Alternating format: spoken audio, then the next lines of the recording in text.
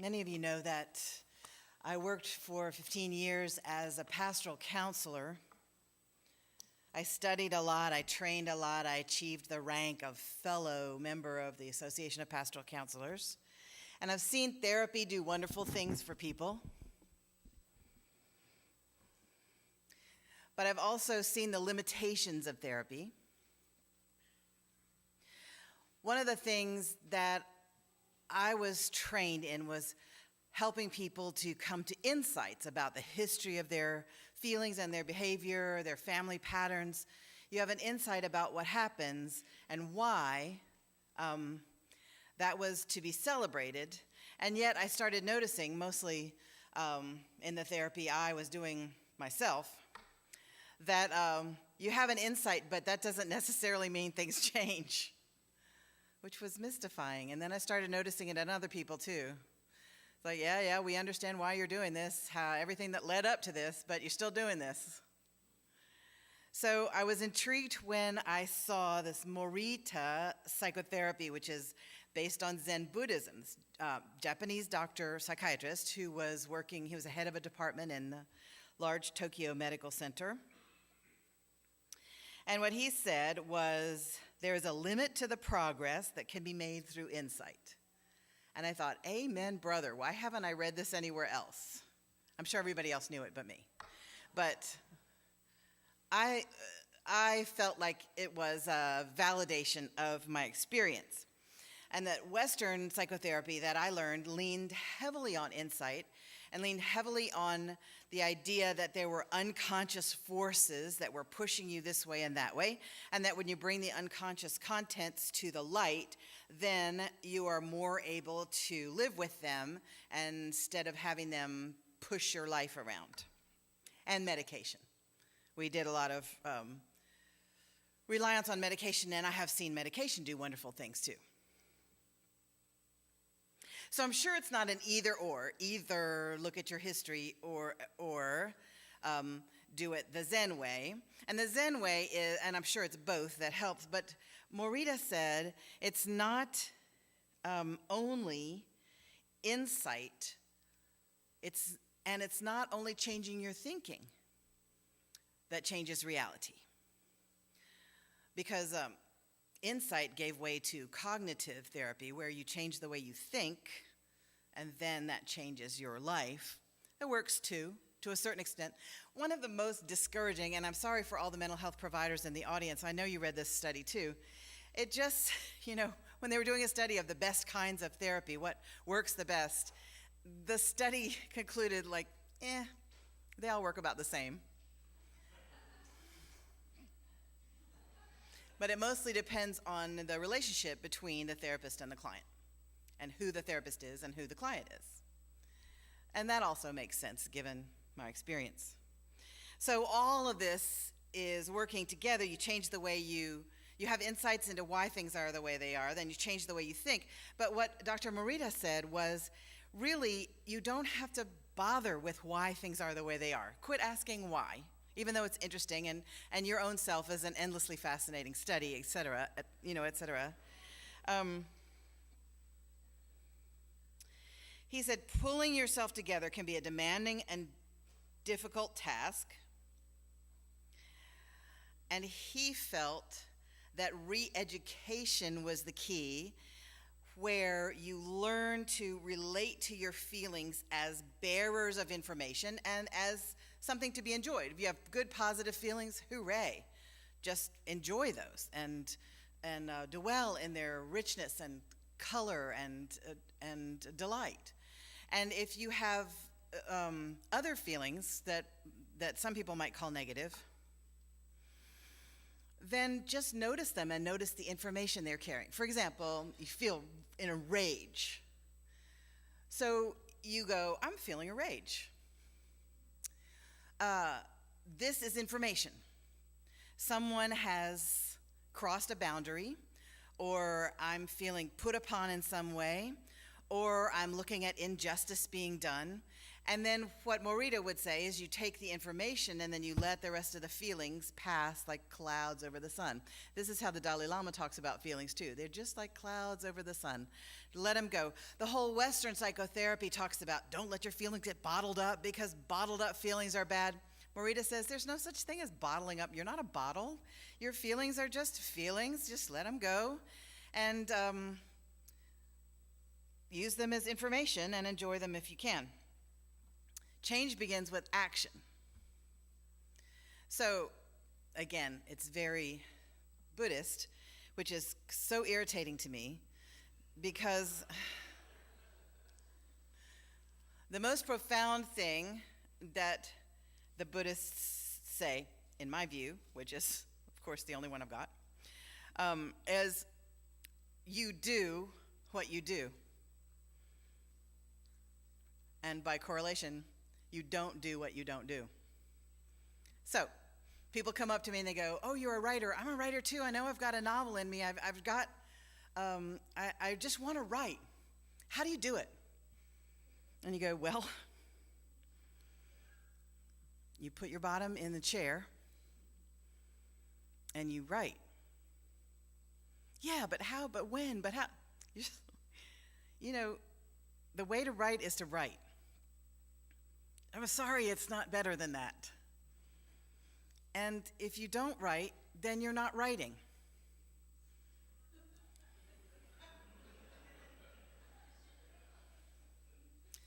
Now, I can write, but I come up against the wall when it's vegetables. Okay, I'm going to eat more vegetables. But just talking about it, you feel like you're doing something. Cleaning is the same thing, not for me, but for other people. Exercise is the same thing for a lot of people. You talk about it. I used to have a friend who would talk about cleaning her house. Oh my goodness, she'd spend hours. And then I'm going to do this, I'm going to do this, and I'm going to call this person, I'm going to move this over here, and move that over there. But it never actually happened. And what one wise person, whose name I can't remember right now, said was, don't articulate your goals. Don't say what you intend to do, just do it.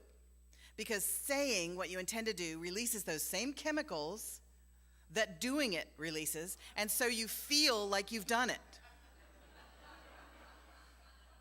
I bought a yoga mat. I could see it every day.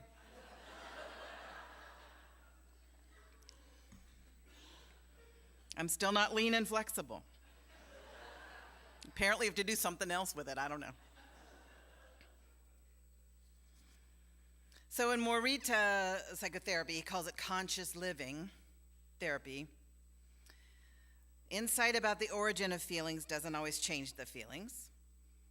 What you do is you accept your feelings as they are. That's step one. You just accept your feelings. They are conveyors of information. I don't say, I shouldn't be mad. Come on, you're mad, okay. Nobody ever goes, I shouldn't be thirsty. I just had a glass of water. You're thirsty. There's no judgment about it. This is it. It just is. So accept your feelings. Now,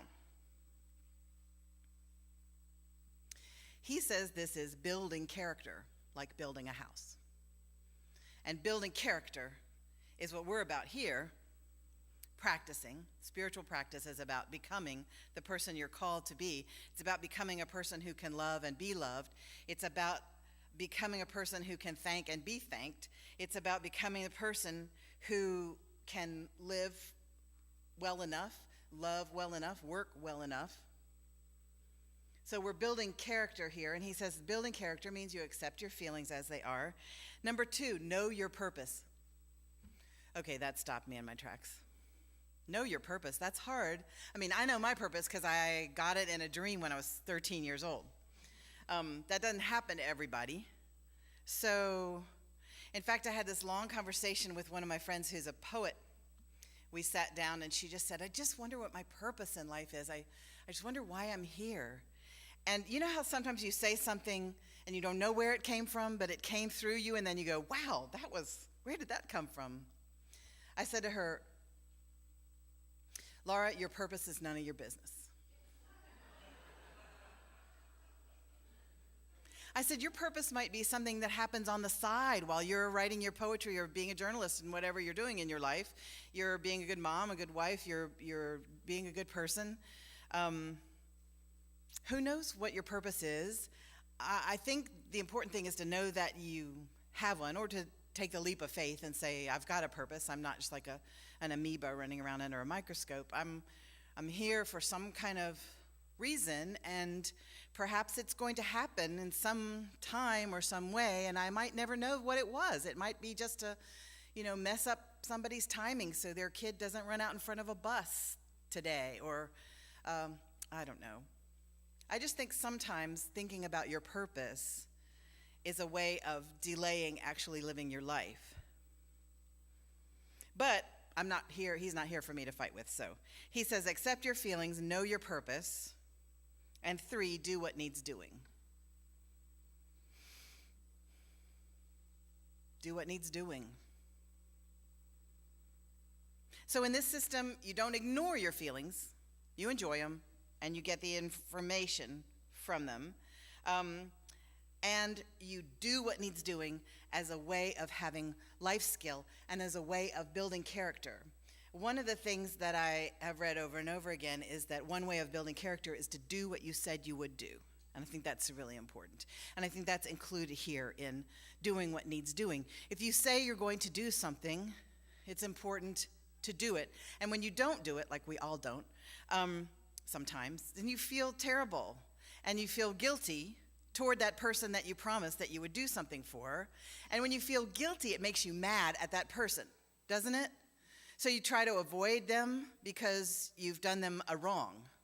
And it puts a rift in your relationship. And it puts a rift in your own relationship with yourself, because you go, man, when I was in seminary and all through my whole childhood when we were reading the Bible all the time, there's a place where Paul writes in one of his letters, I'm the most miserable person ever. I do the things I don't want to do, and I don't do the things I do want to do. And I always just took that as a description of the human condition. But apparently, it doesn't have to be that way. Because Dr. Morita says you can do what you want to do and not do what you don't want to do.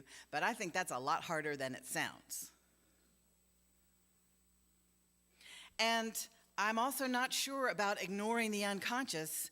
Morita acts as if the unconscious is unimportant, but I think the unconscious has a bunch of forces under there that are pushing you to do this thing or that thing, go toward oblivion, whatever your choice of method is, or try to be self-destructive, or try to get in one relationship after another without actually knowing how to do it. Or, I just think there are forces that are pushing us around, but Morita says, you can just say, I feel pushed. There are forces pushing me around, and I'm going to do what needs to be done. I'm going to do what I said I would do. I might try this. I don't know. It sounds hard. I like that he says mistakes are part of life. I like that he says mistakes teach us what works and what doesn't. The Buddha said every bullseye is the result of 1,000 misses. That's very relaxing to me, because if you can't make any mistakes, if you always have to do what needs to be done, unerringly and cheerfully, I might add.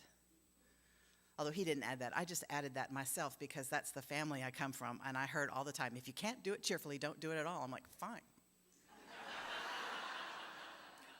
But no, that wasn't an option. You had to do it, and you had to do it cheerfully.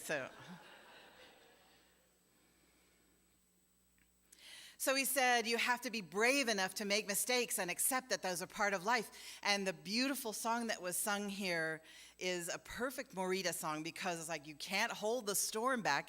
You can't change the water in the river. You're just going to have to, you can if you're with the Army Corps of Engineers, but other than that, you can't hold the storm back. You just have to know it's going to come, and you have to strengthen yourself and put down your roots and call up your courage and get your skills right and get a good support team, so when the storm comes, you'll be able to live through it.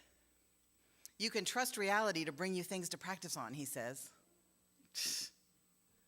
Cheerfully. Of course, it's just writing. You can't really tell what the attitude is, but he sounds cheerful. I think you could have a lament, a minor key song saying you can trust reality to keep bringing you things to which you can respond. Oi, oi, oi.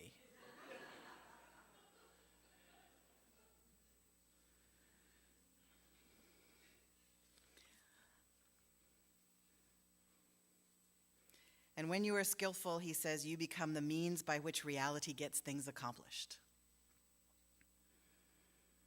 I always think of myself as fighting reality, not as part of it. I mean, I'm part of it, I understand. But I always think of, ooh, that's reality when it's hard. But he talks about seeing yourself as, when you're skillful, you're part of the work that's going on around you. You're part of your culture. You're part of your family. You're not the center of it, which I understand. I used to have a bumper sticker that says, only 1/6 billionth of this is about you. It's just easier to put the bumper sticker on your car than it is to actually understand that. He says, this is outrageous. He says, life is not there to irritate you, block you, or entertain you. It's there because it's there, and you're just part of it. Salvation and meaning lie in the practice of daily life. The practice of daily life. Have breakfast, wash the dishes. I try to relate that to what I think the meaning of life is, which is to love and be loved. And I guess breakfast and dishes do tangentially relate. You pick out what you think it's all about. You try to do what needs to be done. Try to keep the promises you can keep. But Yom Kippur is coming, where we ask for forgiveness and where we can ask to be released from vows that we cannot keep. I can do this Morita thing as long as I know Yom Kippur is coming.